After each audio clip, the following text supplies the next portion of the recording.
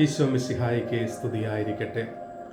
നാം ഒരു വ്യക്തിയെ കൂടുതൽ മനസ്സിലാക്കുന്നത് കേട്ടറിവിനേക്കാൾ കൂടുതൽ അടുത്തറിയുമ്പോൾ മാത്രമാണ്.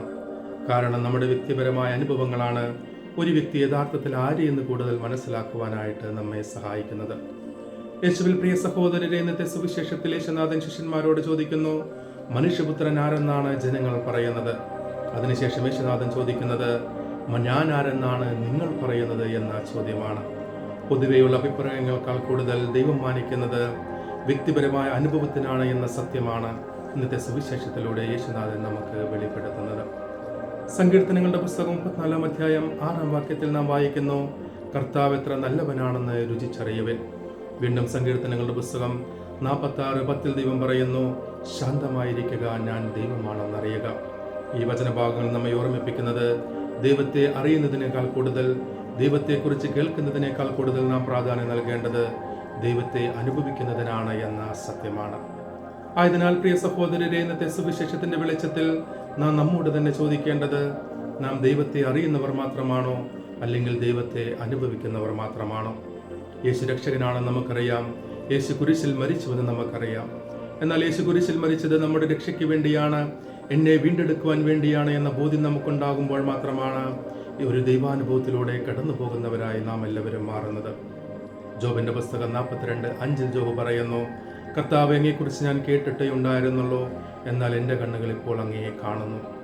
1 യോഹന്നാൻ 1:1 യോഹന്നാൻ സ്ലീഹ പറയുന്നു, ആദ്യം മുതലേ ഉണ്ടായിരുന്നതും എന്നാൽ ഞങ്ങൾ കണ്ണുകൊണ്ട് കണ്ടതും സ്പർശിച്ചനുഭവിച്ചതുമായ ദൈവത്തിന്റെ വചനത്തെയാണ് ഞങ്ങൾ പ്രഘോഷിക്കുന്നത്. ഇതുപോലെ കേട്ടറിവിനേക്കാൾ കൂടുതൽ നാം പ്രാധാന്യം നൽകേണ്ടത് കർത്താവിനെ അനുഭവിച്ചറിയുന്നതിനാണ് എന്ന സത്യം നാം മറന്നുപോകരുത്. എന്നാൽ പലപ്പോഴും നാം എല്ലാവരും ഒരു ആവറേജ് ക്രൈസ്തവരായി മാറുന്നതും ദൈവവും ദേവാലയ കാര്യങ്ങളും നമുക്കൊരു വീക്കെൻഡ് ഹോബിയായി തീരുന്നതും ആവശ്യ നേരങ്ങളിൽ മാത്രം ദൈവത്തെ വിളിക്കുന്നവരായി നാം മാറുന്നതുമെല്ലാം ദൈവത്തെ അനുഭവിക്കുന്നതിൽ നമുക്ക് വീഴ്ച വരുന്നത് കൊണ്ടാണ്. യേശു ദൈവമാണെന്നറിഞ്ഞിട്ടും നാം പാപത്തിൽ ജീവിക്കുന്നതും യേശു രക്ഷകനാണെന്നറിഞ്ഞിട്ടും നമ്മുടെ ജീവിതത്തിൽ ഒരു മാറ്റമില്ലാതെ പോകുന്നതുമെല്ലാം ദൈവത്തെ അനുഭവിക്കുന്നതിൽ നമ്മുടെ ജീവിതത്തിൽ നമുക്ക് വീഴ്ച വരുന്നത് കൊണ്ടാണ്. ഈ ഒരു ബോധ്യത്തോടുകൂടി ഇന്നത്തെ സുവിശേഷത്തിന്റെ വെളിച്ചത്തിൽ ദൈവത്തെക്കുറിച്ച് അറിയുന്നതിന് പ്രാധാന്യം നൽകുന്നതിനേക്കാൾ കൂടുതൽ നാം പ്രാധാന്യം നൽകേണ്ടത് ഒരു ദൈവാനുഭവത്തിനാണ് എന്ന സത്യം നാം മറന്നു പോകരുത്.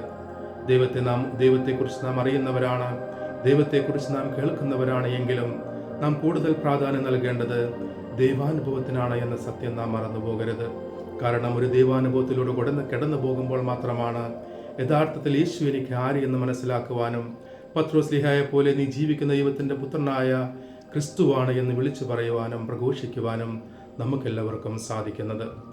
ഈ ഒരു ബോധ്യത്തോടുകൂടെ യേശുവിനെ അറിയുന്നതും യേശുവിനെ കുറിച്ച് കേൾക്കുന്നതുമെല്ലാം ഒരു ദൈവാനുഭവത്തിന്റെ അടിസ്ഥാനമാക്കി മാറ്റുവാൻ നമുക്ക് ആത്മാർത്ഥമായി പരിശ്രമിക്കാം. യേശയ്യാ പ്രവാചകന്റെ പുസ്തകം 55:6 നാം വായിക്കുന്നു, കർത്താവിനെ കാണാൻ കഴിയുന്ന ഇപ്പോൾ തന്നെ അവിടുത്തെ വിളിച്ചപേക്ഷിക്കുവിൻ, അവിടുന്ന് അടുത്തുള്ളപ്പോൾ തന്നെ അവിടുത്തെ അന്വേഷിക്കുവിൻ. ഈ ഒരു ബോധ്യത്തോടുകൂടെ ദൈവത്തെ കൂടുതൽ അനുഭവിക്കുന്നവരായി മാറുവാൻ നമുക്ക് പരിശ്രമിക്കാം. ദൈവം നമ്മെ എല്ലാവരെയും സമൃദ്ധമായി അനുഗ്രഹിക്കട്ടെ. നാം എല്ലാ ദിവസവും ചെയ്യുന്നത് പോലെ ഒരധ്യായം വചനം വായിച്ചുകൊണ്ട് ശുശ്രൂഷയിൽ പങ്കെടുക്കുക. രണ്ടാമതായി ജീവിത വിശുദ്ധിയിൽ ഒരു മാറ്റമില്ലാതെ വിശുദ്ധിയിൽ ജീവിക്കുവാനായിട്ട് പരിശ്രമിക്കുക.